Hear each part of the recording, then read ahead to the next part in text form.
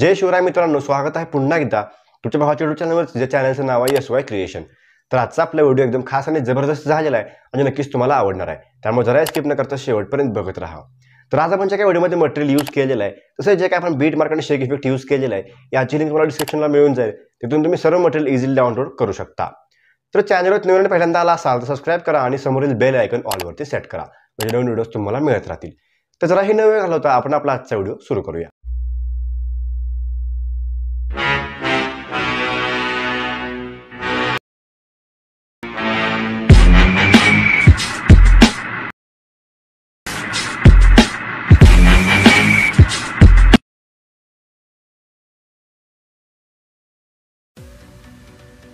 जय शिवराय मित्रांनो.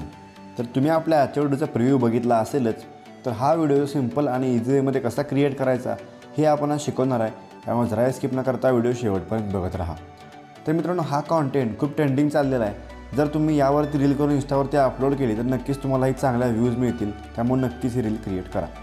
तर आज आपण जे काही ते मटेरियल यूज केलेलं आहे हे मी तुम्हाला एकदम फ्रीमध्ये प्रोव्हाइड केलेलं आहे. त्याला कोणत्याही प्रकारचा पासवर्ड नाही, त्यामुळे तुम्ही सर्व मटेरियल इझिली डाउनलोड करू शकता. तर आपण जे काही बीट मार्क आणि शेक इफेक्टचे प्रीसेट दिलेले आहेत त्याची लिंक डिस्क्रिप्शनला मिळून जाईल. डायरेक्टली लॉजिमोशन ॲपला इम्पोर्ट करू शकता.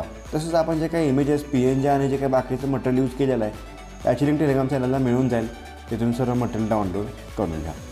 आता आपल्याला सगळ्यात पहिल्यांदा लॉजिमोशन ॲप ओपन करून घ्यायचं आहे. इथं आपल्याला प्रोजेक्ट नावाचा एक ऑप्शन दिसेल, त्याच्यावर सिम्पली क्लिक करायचं आहे.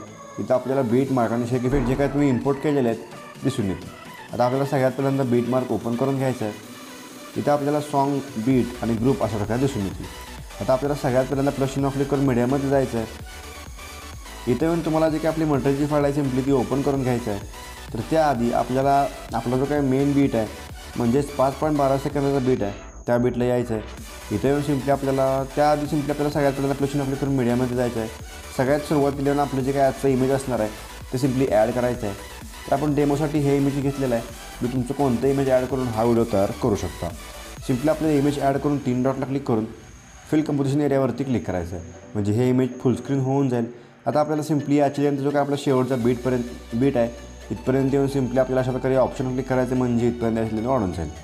आता आपल्याला ॲडवरती क्लिक करत 5.12 सेकंडच्या बीटला येऊन इमेजला क्लिक करायचं आहे आणि स्प्लिटच्या ऑप्शनला क्लिक करायचं आहे, म्हणजे या इमेजचे 2 पार्ट होऊन जातील.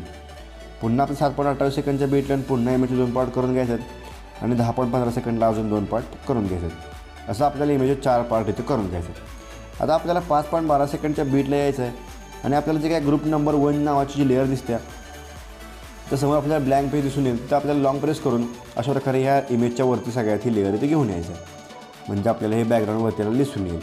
आता आपल्याला सिम्पली इमेजला क्लिक करून मूव्ह अँड ट्रान्सफरला क्लिक करायचं आहे.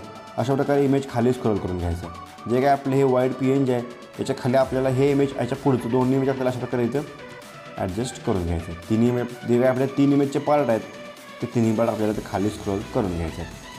आता आपल्याला नेक्स्ट स्टेप काय करायचं आहे, पुन्हा आपल्याला सुरुवातीला येऊन ग्रुप 2 नावाची जी काही लेअर आहे त्या समोर लॉंग प्रेस करून ही लेअर सगळ्यात वरती घेऊन यायचं आहे, म्हणजे आपलं जे काही वर्ड PNG आहे ते आपल्याला वरती आलेलं दिसून येईल. आता आपल्याला 5.12 सेकंडच्या बीट आल्यानंतर प्लस चिन्ह क्लिक करून मीडियामध्ये जायचं आहे. इथं आपल्याला महाराजांचे 3 फोटो दिसून येतील. छत्रपती शिवाजी महाराजांचे आपण 3 फोटो इथं तुम्हाला मटेरियलच्या फाईलमध्ये प्रोव्हाइड केलेले आहेत, डाउनलोड करून घ्यायचे आहेत. सिम्पली आपल्याला त्यातला हा फोटो सगळ्यात पहिल्यांदा इथे ॲड करून मूव्ह अँड ट्रान्सफरला क्लिक करायचं आहे.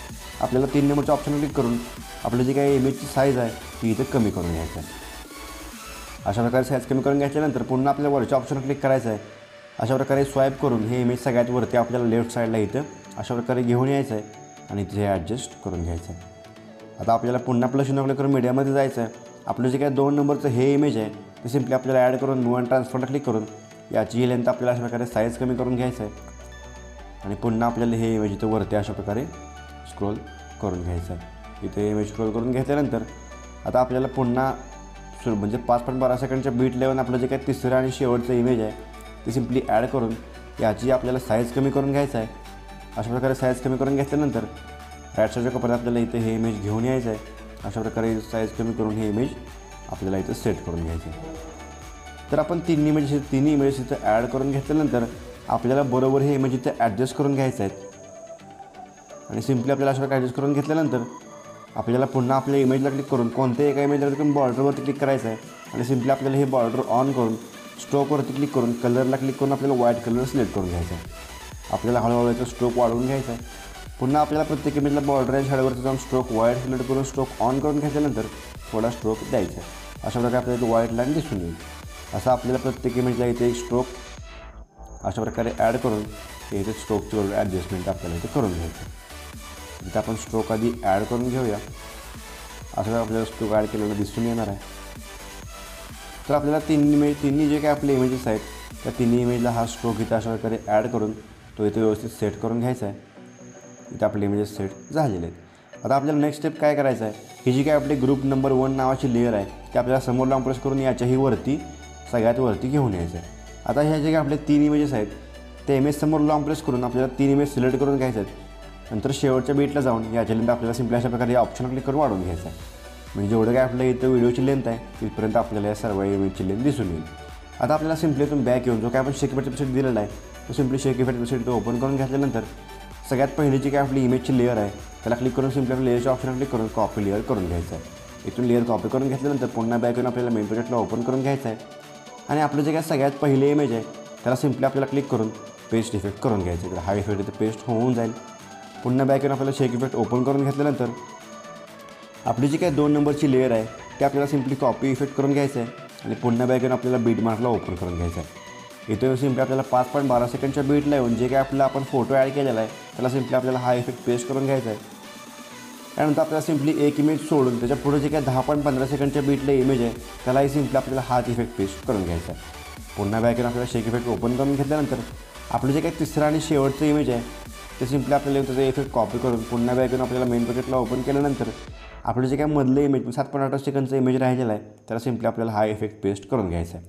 म्हणजे आपण प्रत्येक इमेजला हा इफेक्ट्स पेस्ट करून घेतलेले आहेत. तर आपला जो काय आजचा व्हिडिओ आहे याचा ओव्हरऑल लुक सिम्पली आपल्याला अशा प्रकारे दिसून येईल.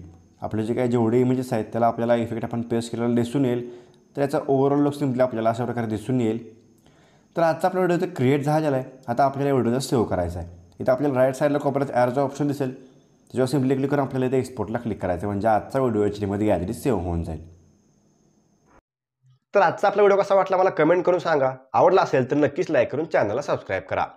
तर मित्रांनो मला इंस्टावरती फॉलो केलं नसेल तर फॉलो करा आणि व्हॉट्सअप आणि टेलिग्रामची ग्रुपही जॉईन करून घ्या. तर आजच्या आपल्या व्हिडिओमध्ये एवढंच मित्रांनो. भेटूया आपल्या पुढच्या व्हिडिओमध्ये. तोपर्यंत काळजी घ्या.